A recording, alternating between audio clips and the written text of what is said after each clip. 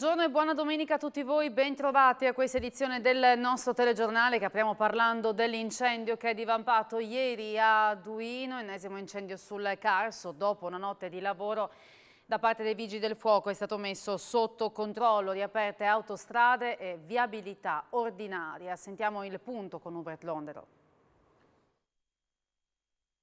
È sotto controllo l'incendio scoppiato ieri poco dopo mezzogiorno nell'area boschiva dietro la stazione di servizio Duino Nord della 4. A riferirlo è il vicegovernatore del Friuli Venezia Giulia con delega alla protezione civile Riccardo Riccardi, che stamani ha partecipato a un collegamento in teleconferenza con le forze impegnate nello spegnimento del rogo. La situazione, spiega Riccardi, è ormai sotto controllo. La viabilità autostradale ordinaria sono state riaperte ed è rientrata anche l'emergenza del campeggio di Duino minacciato dalle fiamme. I vigili del fuoco hanno continuato a lavorare tutta la notte per spegnere l'impressionante incendio che era visibile anche da chi si trovava in mare lontano dalla costa. Ora 9 squadre di pompieri stanno bonificando l'area interessata dalle fiamme per spegnere gli ultimi focolai. Resta chiusa l'area di servizio della 4. È ancora chiuso poi il traffico ferroviario. I tecnici di Trenitalia, prosegue Riccardi, sono al lavoro per verificare la possibilità della riapertura della ferrovia. Questa mattina alle 11 il traffico tra Trieste e Monfalcone era ancora bloccato. 7 i convogli a lunga percorrenza parzialmente cancellati nelle ultime 24 ore.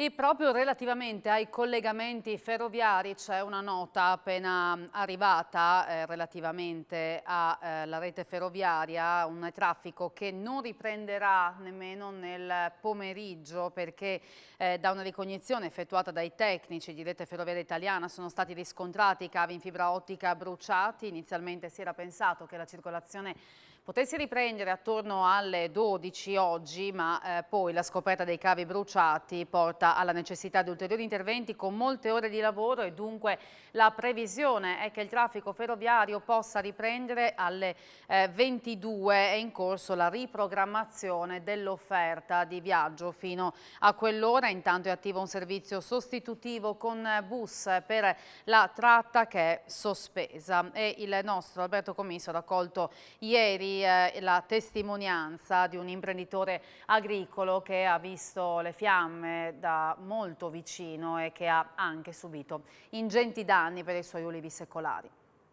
Dopo l'inferno dell'altra settimana, con tutto quel casino che c'era, adesso è ritornato qui da noi.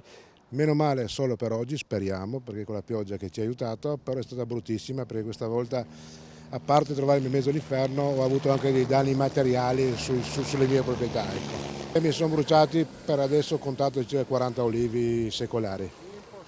Che sensazione ha avuto nell'essere in mezzo alle fiamme ed essere impotenti di fronte a tutto ciò? Bruttissima, perché avendo io fatto tanti anni fa il volontario d'incendio mi sono trovato con un incendio che veramente è incontrollabile, col caldo che c'è, con la siccità che c'è, una cosa, mi sono avvicinato nel vecchio modo che si avvicinava agli incendi col Cifarelli che sarebbe un soffiatore e col battifiamma. È impossibile, non si può, se non c'è acqua non si fa niente con questo tipo di incendio. Il Carso continua però a bruciare. Il Carso continua a bruciare e se non si cambia qualcosa continuerà, perché qua bisogna cambiare, diciamo, dall'inizio, non andare adesso a fare delle eclatanti forme di pulizia sul Carso, no, bisogna dall'inizio iniziare a dire boh, facciamo così e così, è una cosa che duri negli anni e che venga fatto ogni anno le pulizie dei boschi, le pulizie delle strade, diciamo di antincendio e tutto quanto, se no qua veramente il Carso è morto, muore.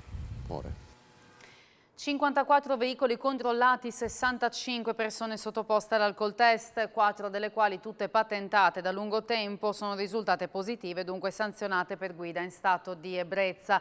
Sono i risultati del programma di controlli effettuati la scorsa notte a Lignano e sulla regionale 352 dalla polizia della località balneare e dalla stradale di Udine. 3 conducenti sono stati deferiti in stato di libertà alla procura del capoluogo friulano perché i loro tassi alcolemici erano ben superiori ai limiti di legge. Per tutti è scattato il ritiro delle patenti, dalle quali sono stati decurtati 40 punti ciascuna.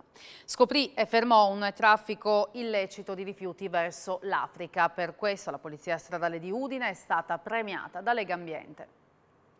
Il premio Ambiente e Legalità di Legambiente è stato assegnato alla Polizia Stradale di Udine. Il riconoscimento, attribuito a chi si è distinto sul fronte della lotta alla criminalità ambientale, è stato consegnato nei giorni scorsi al dirigente della Stradale Alessandro De Ruosi durante la 34esima edizione del Festival Nazionale tenutosi in provincia di Grosseto. De Ruosi è stato premiato per aver coordinato le indagini nell'ambito dell'operazione Black Tires, che hanno portato a sgominare un vero e proprio traffico internazionale di rifiuti verso l'Africa. L'operazione, conclusasi nel giugno 2021, ha portato alla scoperta di ben 120 tonnellate di pneumatici usati e centinaia di batterie esauste stoccate in 2 depositi a Udine e a Pradamano. Il materiale era destinato ad approdare in Africa partendo dai porti di Trieste, Genova e Gioia Tauro. Al termine delle investigazioni, una persona è stata arrestata e 23 sono state indagate per traffico illecito di rifiuti. Si tratta di 14 ghanesi, 4 camerunensi, 2 ivoriani, 2 nigeriani e un italiano, quasi tutti residenti in provincia di Udine. Le indagini erano partite nel 2019 da un'intuizione della Polstrada di Amaro, che aveva notato un traffico intenso di furgoni contenenti pneumatici esausti.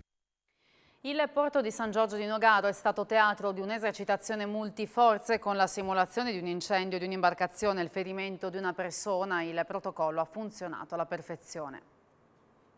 Il porto turistico Marina Sant'Andrea di San Giorgio di Nogaro è stato teatro di una complessa esercitazione di soccorso che ha visto il coinvolgimento di unità operative della Capitaneria di Porto, dei Vigili del Fuoco, della Protezione Civile e del soccorso sanitario del personale dipendente della stessa Marina Sant'Andrea. L'importante imbarcazione a vela scelta per l'esercitazione si trova ormeggiata in mezzo ad altre imbarcazioni presso la Darsena Nord, dove in condizioni protette sono stati accesi fumogeni a simulare l'incendio. L'allarme è scattato e l'impianto acustico ha dapprima indicato l'allarme generale e successivamente l'evacuazione. La comunicazione automatica è giunta al 112 con attivazione del sistema d'emergenza che prevede l'avviso a Capitaneria di Porto, Vigili del Fuoco e Protezione Civile. Nel giro di qualche minuto le squadre, composte da dipendenti della Marina, si sono equipaggiate indossando le protezioni e raggiungendo ognuno le postazioni previste. Dopo pochi minuti è giunta in porto l'autorità portuale composta da un'unità di terra della Capitaneria di Porto di San Giorgio di Nogaro con la figura del sottufficiale più esperto. Si è precipitata sul posto anche l'ambulanza pronta a fornire col suo personale assistenza alla persona ferita che si trova intrappolata nell'imbarcazione. Il ferito è stato imbragato per il trasporto a terra, azione che è divenuta impossibile attraverso la prua poiché era stata ritenuta zona di pericolo. In coordinamento con il Nostromo per il trasporto della donna ferita sulla motovedetta che ha provveduto poi al trasporto sulla terraferma sino all'ambulanza. Da qui i primi soccorsi, la stabilizzazione e il trasporto in ospedale via terra o a mezzo dell'elicottero che è atterrato nella costituita area dedicata all'eliporto della Marina. L'ondata Covid estiva sta mollando la presa, lo dicono i dati recenti in calo, come sottolinea il presidente dell'Istituto Superiore di Sanità Silvio Brusaferro, che ci ha parlato anche della situazione per quanto riguarda anche il West Nile. È stato rilevato intanto un primo caso in Friuli, nel Pordenonese. Il tema West Nile, come sapete, è un tema che ormai è presente soprattutto nel nord Italia ormai da alcuni anni. Tutti i sistemi sono allertati, come sapete settimanalmente il nostro istituto pubblica dei bollettini, certamente il Centro Nazionale del Sangue, ma tutti i centri che si occupano del sangue sono molto allertati, molto attenti, e anche grazie a loro che riusciamo a continuare a garantire il sangue alla popolazione. Situazione Covid, in che momento siamo e cosa ci aspettiamo per i prossimi mesi? Insomma, l'autunno si avvicina. Ma la situazione Covid, lo vedete anche dal bollettino che ieri è stato pubblicato, in questo momento siamo in decrescita come numero di nuovi casi e in decrescita anche, è iniziata la decrescita anche dei ricoveri in terapia intensiva e in area medica. È una sequenza che ormai conosciamo, no? Ci sono degli sfasamenti rispetto a questo. La variante oggi che domina è la variante BA5, però c'è questo sistema di monitoraggio che ormai va avanti dall'inizio della pandemia, anche delle varianti, che sta monitorando continuamente. È importante mantenere elevata l'immunità e poi essere preparati ad affrontare gli scenari autunnali. Ed è tutto pronto per il rientro in classe senza mascherina. Sono arrivate le linee guida per l'avvio dell'anno scolastico. I dirigenti fanno sapere che gli istituti sono pronti, ma preoccupano le eventuali risorse aggiuntive necessarie nel caso in cui la situazione dovesse peggiorare. Per il momento siamo in presenza di indicazioni abbastanza generiche, anche le potremmo definire di buon senso. Il documento contiene anche le due tabelle diverse, no? La prima tabella con le indicazioni proprio minime per partire, sia la seconda tabella che prevede delle misure aggiuntive, dice, da implementare nel caso in cui la situazione peggiori. Quindi si comincerà intanto senza mascherine, sia per gli alunni che per il personale. Ci sono le raccomandazioni che sono anche di buon senso, che però insomma diventano una misura precisa, che è quella della sanificazione, l'aerazione costante, puntuale e ripetuta. Nel caso in cui la situazione peggiorasse, ecco, le scuole devono aver pronto un piano, ecco, per implementare le misure, quindi il distanziamento, la misura di 1 metro, l'uso delle mascherine, a mensa i turni, niente visite didattiche, viaggi di istruzione. E una cosa che nella concessione per esempio delle palestre, questo è un punto delicato, qui i dirigenti di solito sono molto attenti, se vengono concesse ad associazioni esterne ci deve essere un protocollo preciso che stabilisce insomma le modalità di sanificazione. Devo dire che tutte le scuole, per l'esperienza degli anni passati, hanno già pronti questi protocolli, quindi si tratterà di rivederli. La cosa che più sta a cuore di queste indicazioni, che per il resto, ripeto, sono abbastanza scontate, per i dirigenti, è capire se nel caso in cui si dovesse rendere necessario l'implementazione delle misure, quindi in una situazione più delicata, se sarà assegnato, se le scuole potranno disporre del personale aggiuntivo. Oggi Chiusaforte ricorda Pierluigi Cappello. È stata una delle migliori voci poetiche del Friuli negli ultimi decenni e se n'è andato troppo presto, 5 anni fa.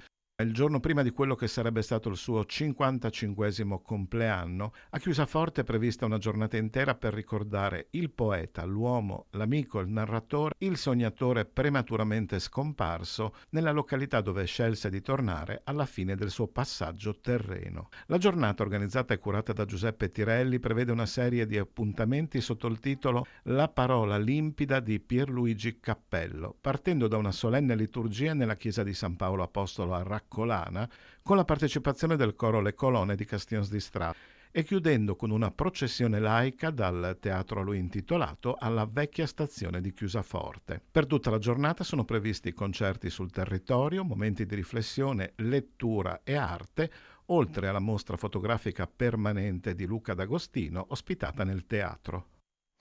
Si è chiuso il Festival di Danza Urban Dance Festival. Dopo i primi 4 giorni all'insegna di danzatori volanti, prime assolute e tanta sperimentazione site-specific, Area Danza Urban Dance Festival è arrivato a Venzone. Proprio lì si è chiusa la 12ª edizione. Nel cuore della cittadina fortificata, in piazza Municipio, sono andati in scena 4 spettacoli nel tardo pomeriggio di ieri. Una produzione di Area Rea sviluppata nell'ambito del corso di alta formazione organizzato annualmente dalla compagnia Cross, ideata e interpretata da Giulio Macri, Simone Mazzanti, Sara Pagani, che hanno condotto gli spettatori in un percorso di scoperta in equilibrio tra le diversità. È stata poi la volta di Jules della compagnia veneta e sostenuta dal MIC Naturalis Labori. Il continuo lavoro di ricerca diretto da Luciano Pavani è emerso anche in questa produzione che ha trasportato i presenti nel mondo della Nouvelle Vague. A seguire un'altra loro performance, prelude di atmosfera neoclassica. La chiusura alle 18:45 con Per luogo, musica e corpo di Versilia Danza. L'importanza di coabitare uno spazio nel rispetto delle differenti parti in gioco è stato il soggetto dietro al quale si è mossa l'intera performance, costruita mediante il dialogo tra artisti, spazio e pubblico presente. Si sono chiusi i mondiali di atletica under 20 a Cali in Colombia. Il Friuli Venezia Giulia era presente con 5 atleti e 2 tecnici. Nel decathlon 15° posto di Alberto Nonino. Nel lancio del martello 2 atleti dell'Atletica Malignani, Davide Vattolo 9 e Alessandro Feruglio 21° e poi Cesare Caiani dell'Atletica Bruniera 15° nei 3000 a Siepi. E infine nella marcia Emiliano Bragante della Trieste Atletica arrivato 15° nei 10 km. I tecnici sono Mario Vecchiato e Margherita Tosti. Bosca e dal Comitato regionale del FIDAL del Friuli Venezia Giulia. Arriva un ringraziamento per tutti, in particolare a Mario Vecchiato, massimo esperto delle tecniche di allenamento del lancio del martello, che ha portato ben 2 atleti a questi mondiali di categoria. Noi ci fermiamo qui, l'informazione torna questa sera alle 19. Buon proseguimento di giornata e arrivederci.